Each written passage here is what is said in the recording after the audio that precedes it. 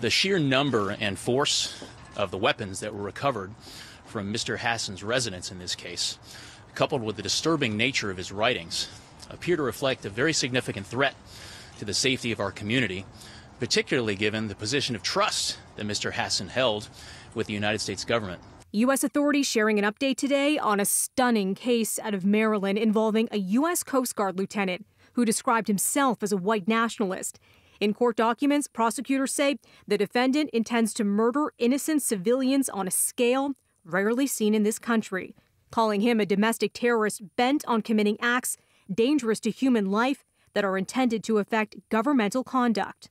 Christopher Paul Hassan, who was assigned to Coast Guard headquarters in Washington, was arrested last week on weapons and drug charges officials describe as a proverbial tip of the iceberg. Prosecutors say 15 firearms and more than 1,000 rounds of ammunition were found in the 49-year-old's home in Silver Spring, Maryland.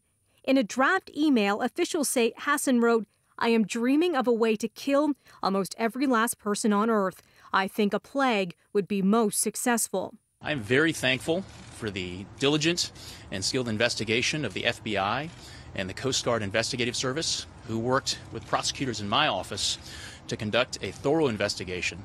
And thankfully, we were able to avoid and prevent any loss of life in this case. The suspect, who served with the Marine Corps in the late 80s and 90s, allegedly had a hit list with names included in a spreadsheet that includes top Democrats, among them House Speaker Nancy Pelosi, Senate Minority Leader Chuck Schumer, and Representative Alexandria Ocasio-Cortez. A number of journalists were also included on the list, like MSNBC's Joe Scarborough, CNN's Chris Cuomo, and Don Lemon, also from CNN. Other details in the court docs include online activity. Prosecutors say the suspect regularly visited pro-Russian, neo-fascist, and neo-Nazi websites and searched the web with questions like, where do most senators live in D.C.? Do senators have Secret Service protection? Civil war if Trump impeached.